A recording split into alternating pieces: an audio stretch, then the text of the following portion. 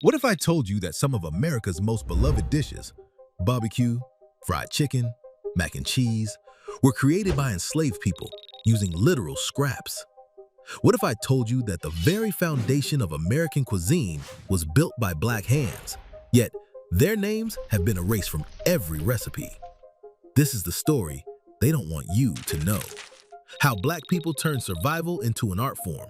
How they took the worst parts of animals that white folks wouldn't even look at and transformed them into dishes so incredible that America can't stop eating them today. America has spent centuries profiting off these recipes while pretending they just magically appeared. Well, today, we're setting the record straight, so buckle up because we're about to serve you some truth that's been simmering for way too long.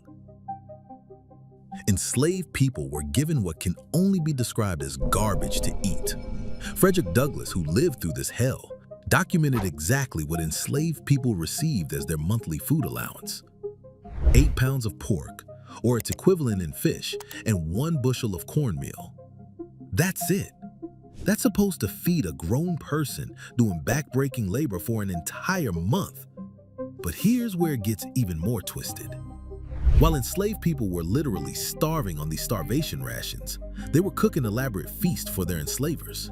Think about that irony for a second. You're dying of hunger while preparing banquets for the people who are starving you. And what did white folks give enslaved people when they felt generous? The parts of animals they wouldn't feed to their dogs: pig intestines, pig feet, pig tails, ham hocks, oxtails, kidneys, heart, liver, all the stuff that got thrown in the trash. But here's where black genius kicks in. Instead of just accepting defeat, enslaved people said, "You know what?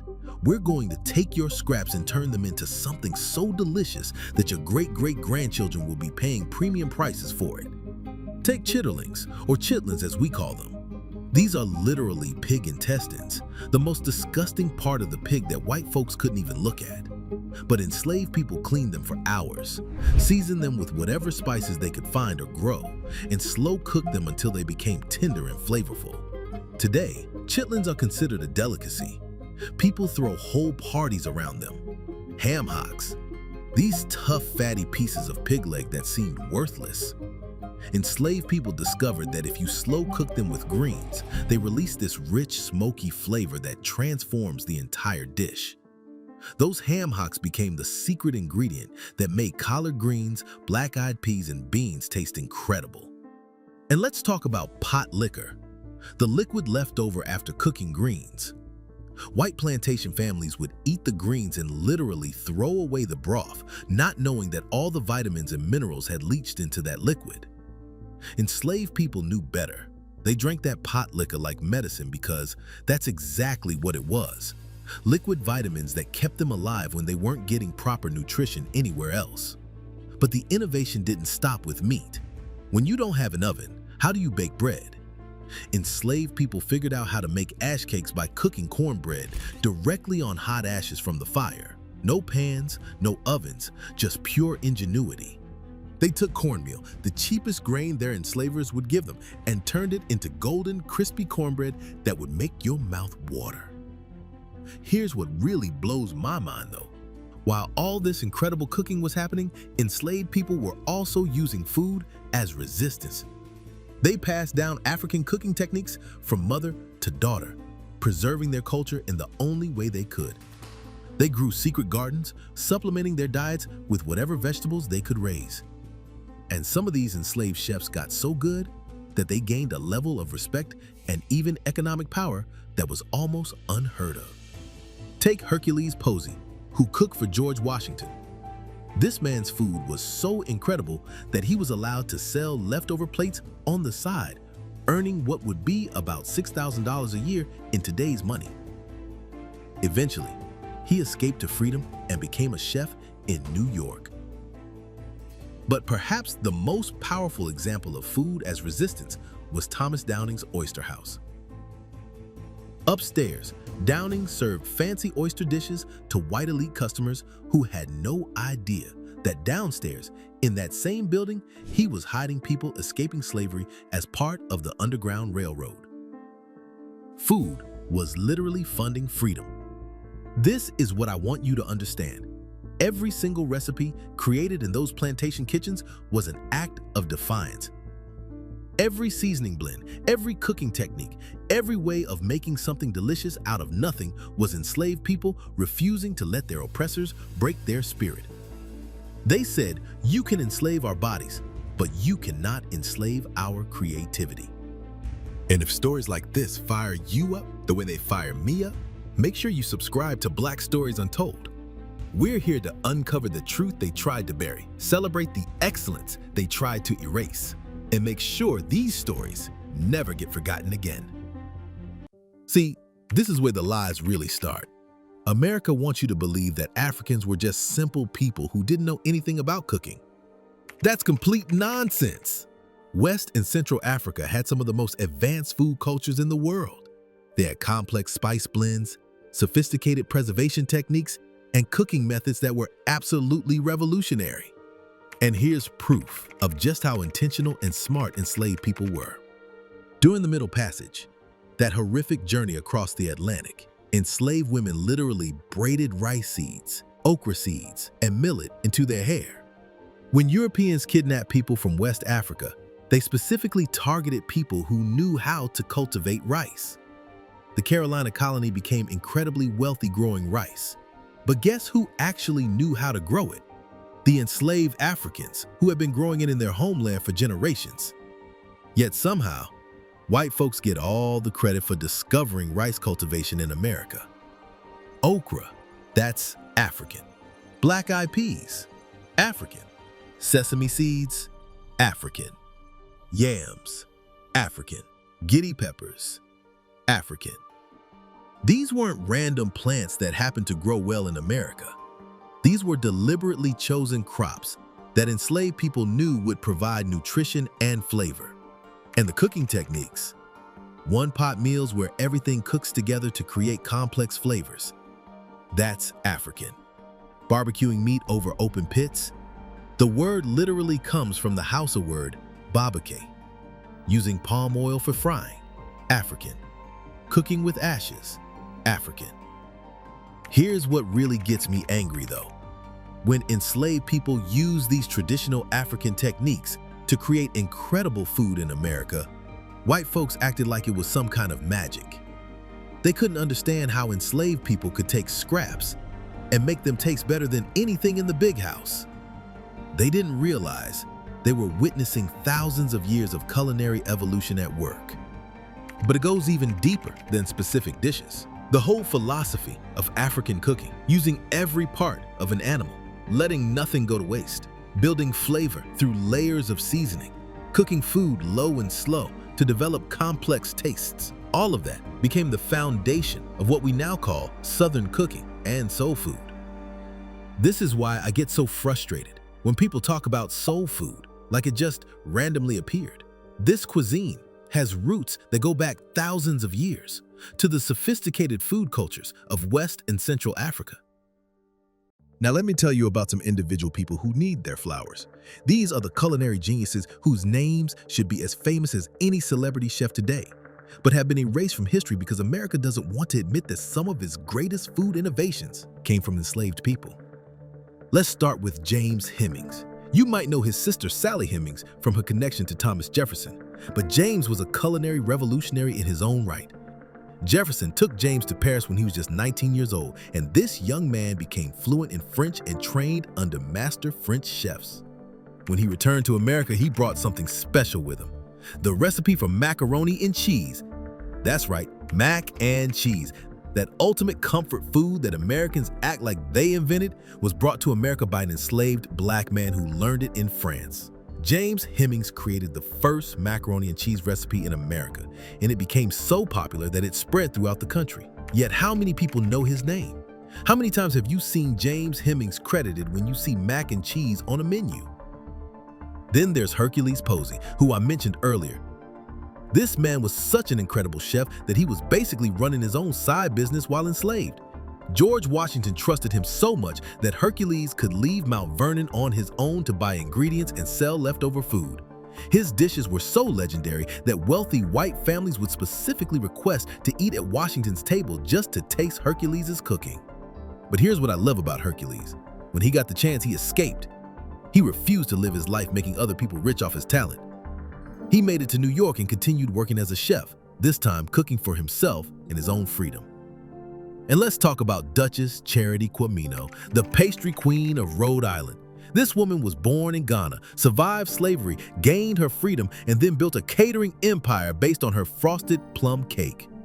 Her cake was so famous that she made enough money to buy her own house.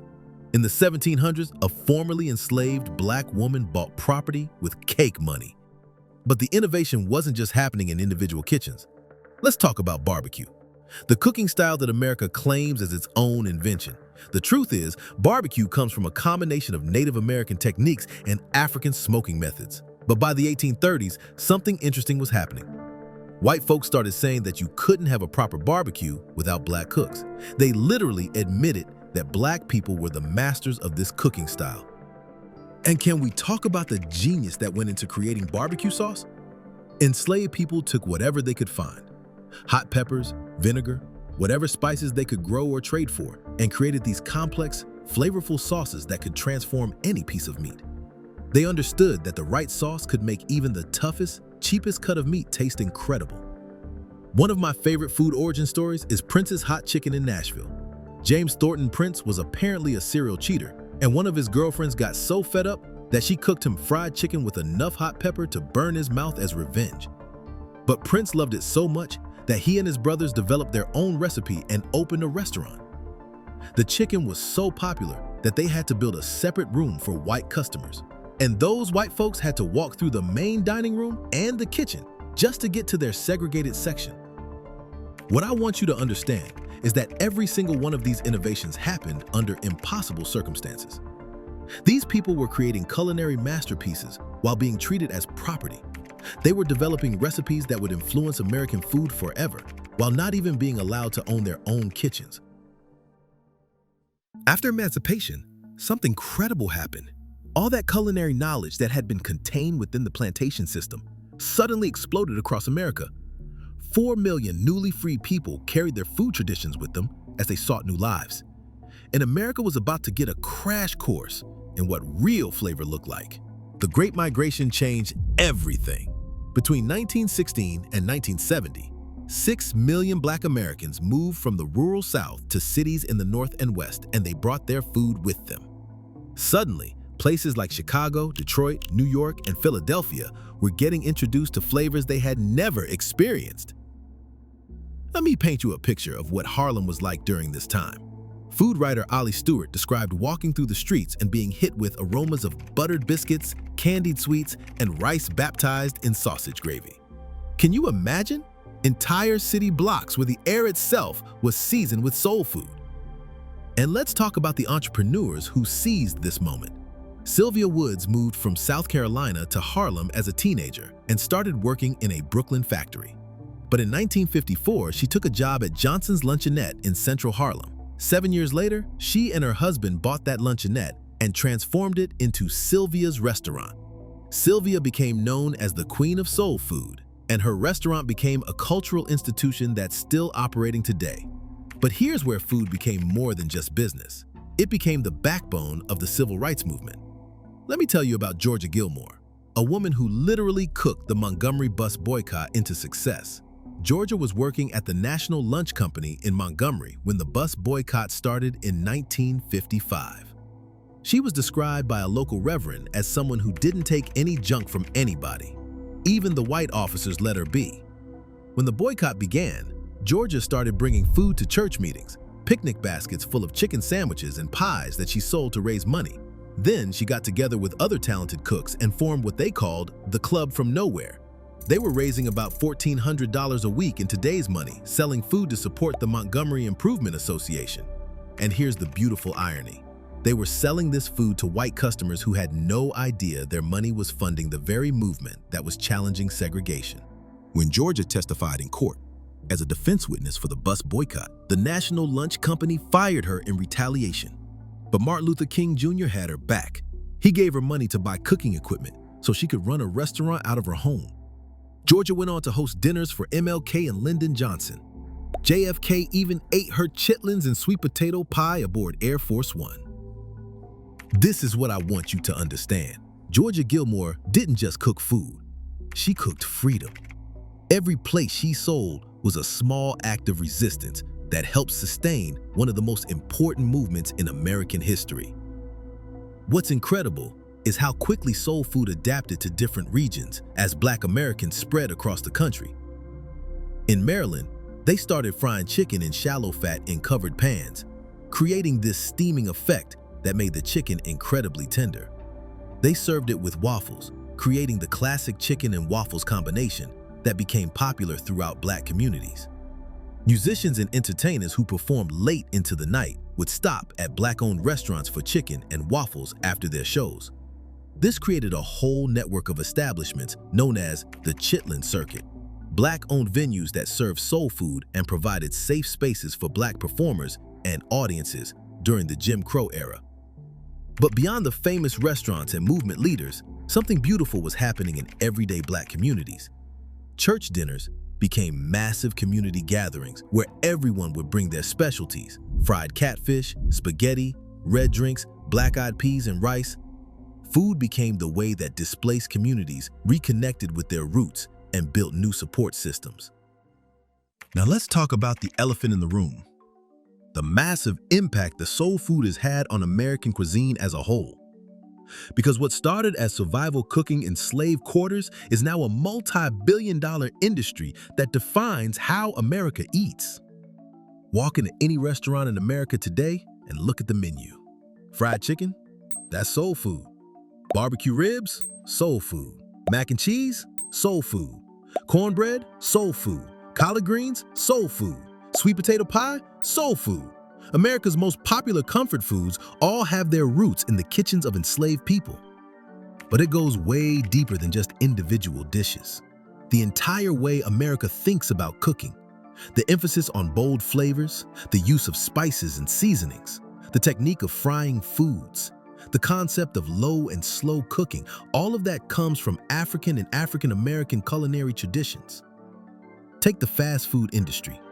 Every major fried chicken chain in America is built on techniques that enslaved people developed. KFC, Popeyes, Church's Chicken, they're all profiting from recipes and cooking methods that were created by unpaid Black labor. Yet how often do you see acknowledgement of that history in their marketing? And let's talk about technique. The American obsession with fried foods, that comes from enslaved people who figured out how to use lard and other fats to create crispy, flavorful coatings on everything from chicken to catfish to vegetables.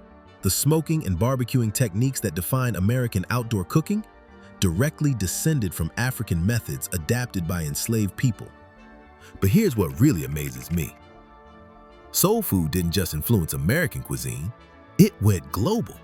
During World War I and II, Black American soldiers and service members opened soul food restaurants in Europe, Korea, Vietnam, Thailand, and Japan.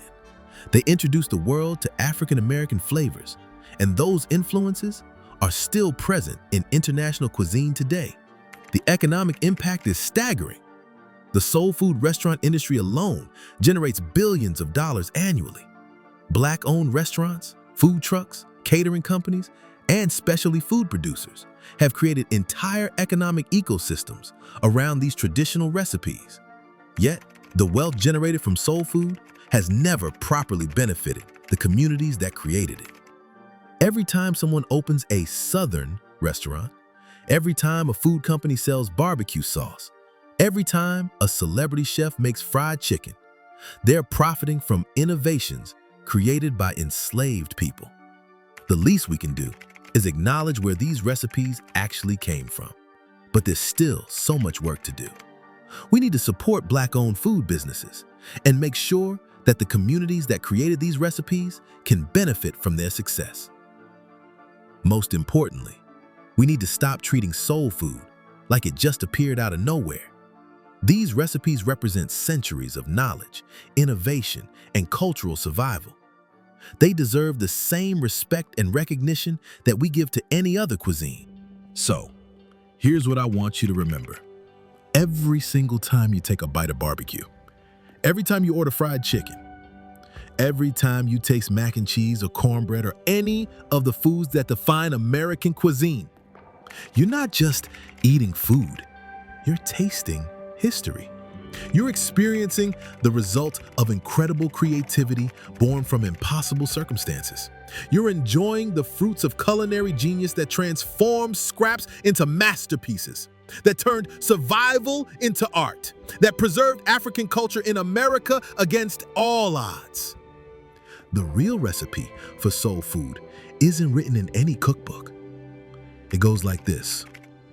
Take African knowledge that spans thousands of years. Add survival instinct forged in the crucible of slavery. Mix in creative genius that refuses to be broken. Season generously with community love and cultural pride. Cook low and slow through generations of struggle.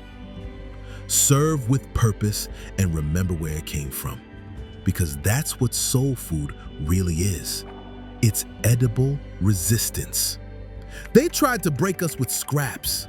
Instead, we fed a nation. And that is how soul food built America. Next time you eat these foods, remember whose hands created them. Remember the ingenuity it took to transform nothing into everything. Don't let anyone erase that history. Don't let anyone forget where these flavors really came from. If you've made it this far in the video, I really want to say thanks for sticking around. It would mean a lot if you were to share this video with a friend or family member and help spread our message. We got to tell the world these stories before they're erased for good under this administration.